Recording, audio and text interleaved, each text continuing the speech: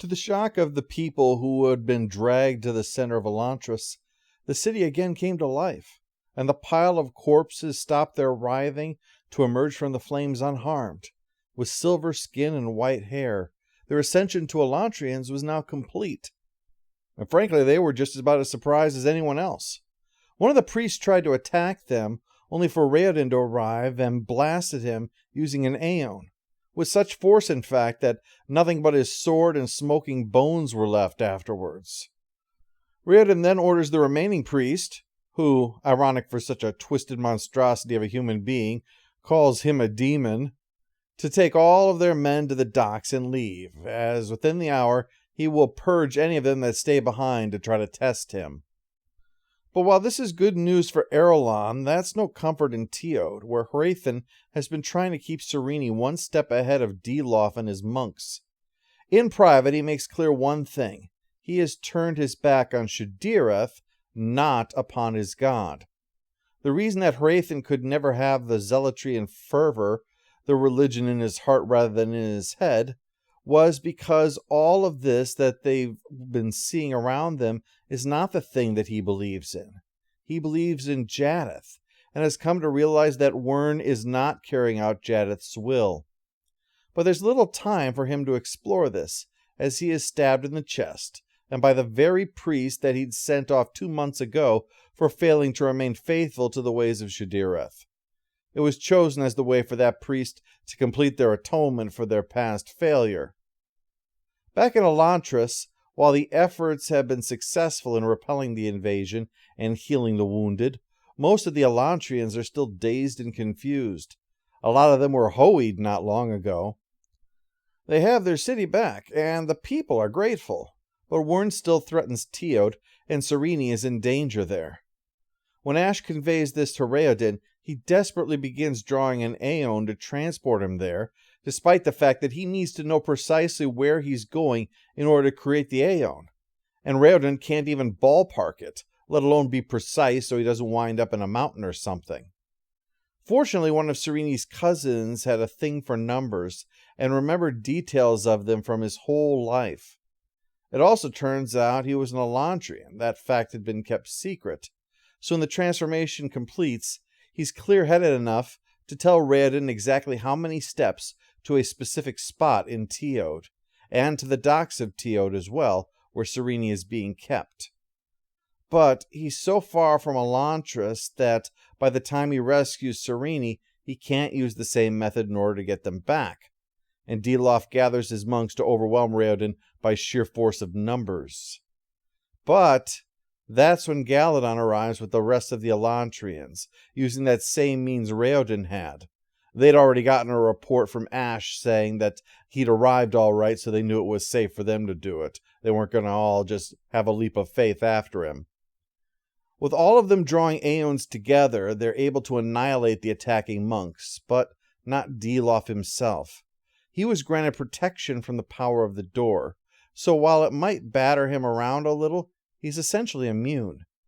It was the same way he caused Raoden's disguise to fail back at the coronation. He's able to wound Raoden enough that eventually he can't create aeons anymore, so Serene steps in to try to protect him with her mastery of fencing, but it can only do so much against a monster.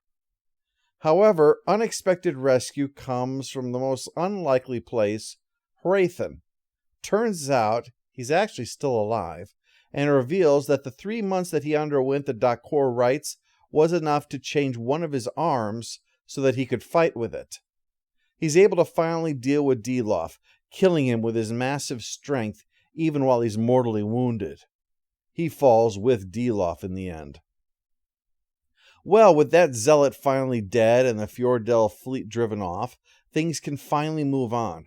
Raoden and Serene marry. He takes his throne, in Elantris now. The nobility keeps their titles, but they're responsible for ensuring the feeding of the people. And Hrathen is given a funeral with Serene talking of how great a man he was, giving him the respect of his enemies, even as he's a traitor to his homeland.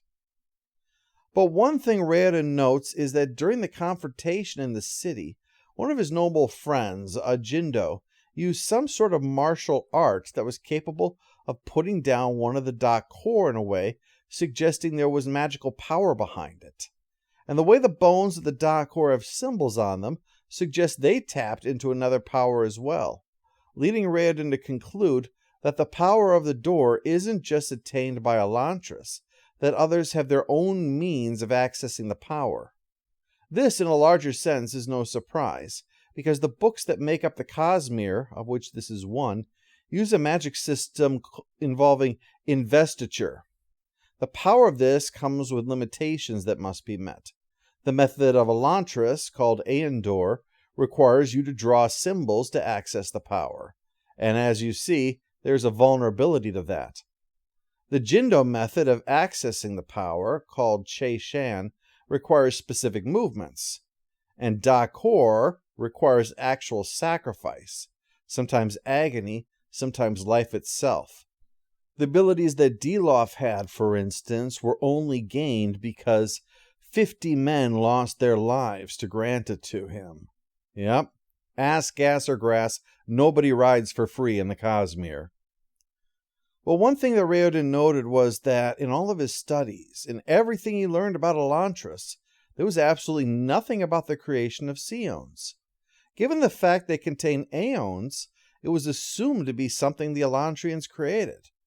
But that is now called into question, especially in the very end, with a character named Hoid the Beggar, with a dark sapient sphere that's with him, somewhat like a Seon, yet clearly not.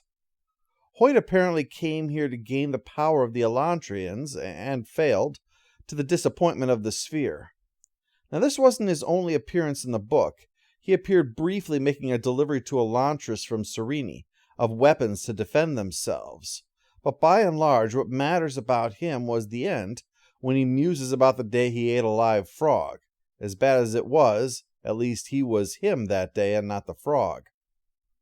Hoid departs at the end, possibly through the pool. It's not exactly clear. The pool itself is likely part of the Cosmere too, an intersection of the cognitive, physical, and spiritual. But as far as the book itself goes, it's a great story. The hardest part for me, anyway, was getting past the setup. I confessed I kind of zoned out over the prologue. I'm not a fan of expository prologues, especially at the start of really long books. So unfortunately, there was a lack of context for a while as things settled in. However, once time passed for the characters to show themselves, it really took hold, and their stories were interesting and enjoyable. Raoden offers an intriguing tale of being the king of hell and trying to make it bearable. Serene gives us a game of plots and intrigue. Hrathen shows a man who defies the caricatures of religious characters in fiction. Elantris is a very leisurely read, especially with its great length. It's not a book to binge, but rather to savor. For a start to the Cosmere, it's certainly an effective and enjoyable place for us to begin.